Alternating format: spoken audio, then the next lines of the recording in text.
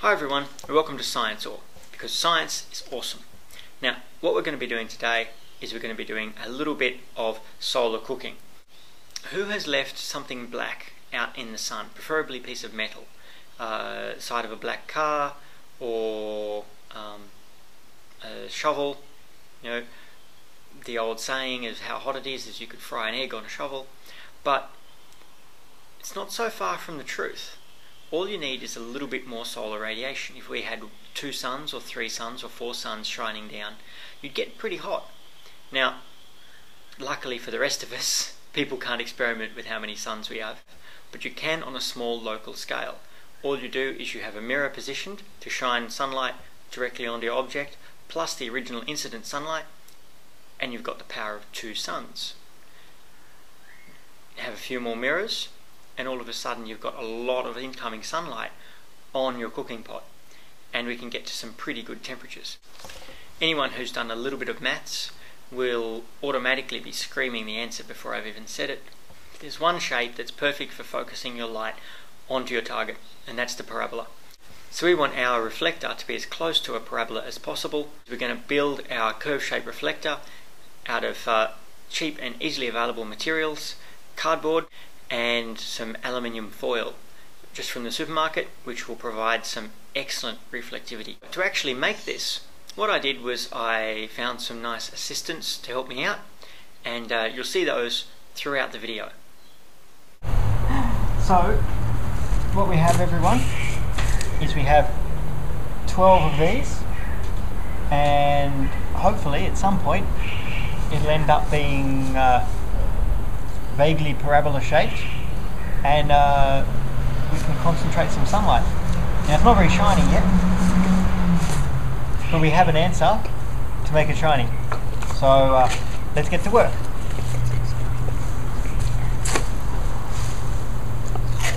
At first, my assistants didn't seem all that interested in helping me out.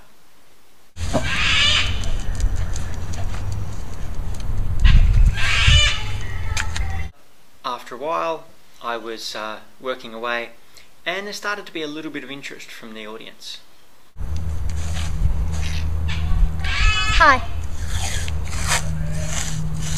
Soon enough, they were right in there helping me, because let's face it, building a solar-powered cooker is actually pretty interesting. Now we just need to twist it all around, get them to touch each other, and then we'll take that bit in the middle. And then soon enough, if you do things right, you can step away and relax while they do all the hard work.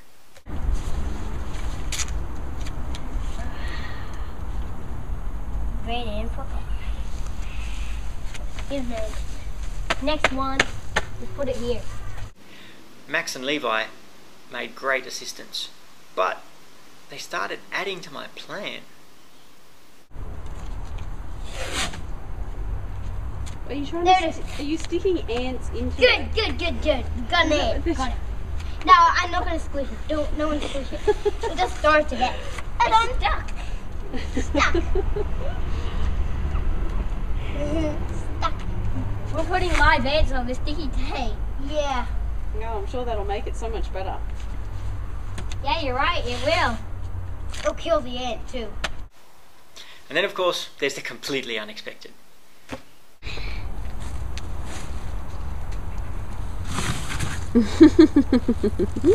What? And then the structural shape looks like this.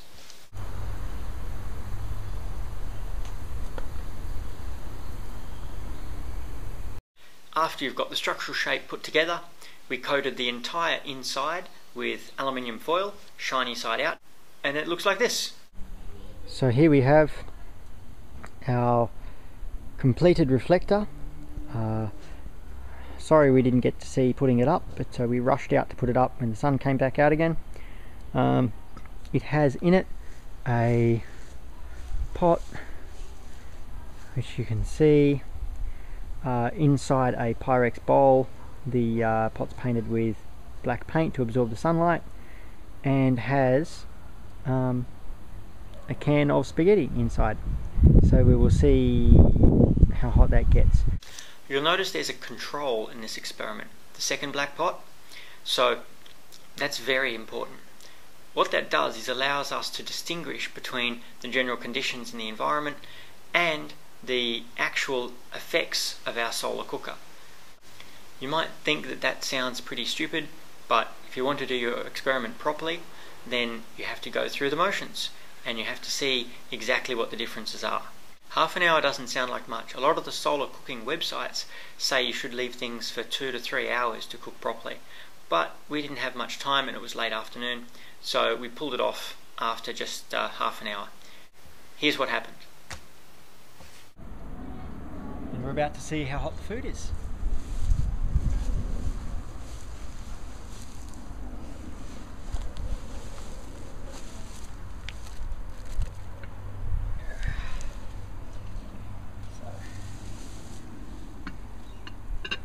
Off. Wow, that's pretty hot actually. I just got to take that inside. Okay.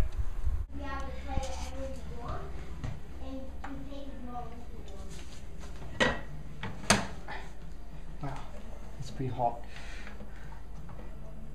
Ow. Wow. Even with the gloves. Yeah.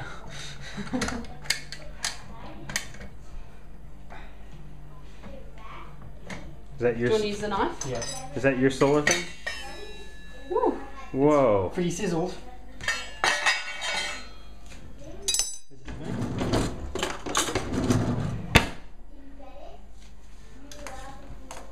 It's pretty hot. I can see the steam coming off. Yeah. So there we go. Hot food from the power of the sun. Cooking with thermonuclear fusion. So now you've seen the results. We can certainly cook on this. The food was extremely hot, even burnt around the edges, and we might want to take care of that in future. So even though our test product was only a can of spaghetti, we can see that this is a very effective cooker. The food was extremely hot and even a little bit burnt around the edges after just a half an hour. So the cooking time stated on the solar cooking websites that I've researched of about 2 hours should be well enough to cook anything you wanted in there. Now it's an important note, you can't fry without having more light.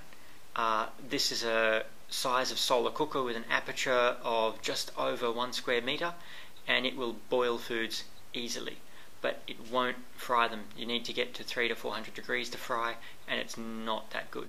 But for the most part, solar cookers make stews and soups and cooking anything that you would cook in a pot on the stove in that sense.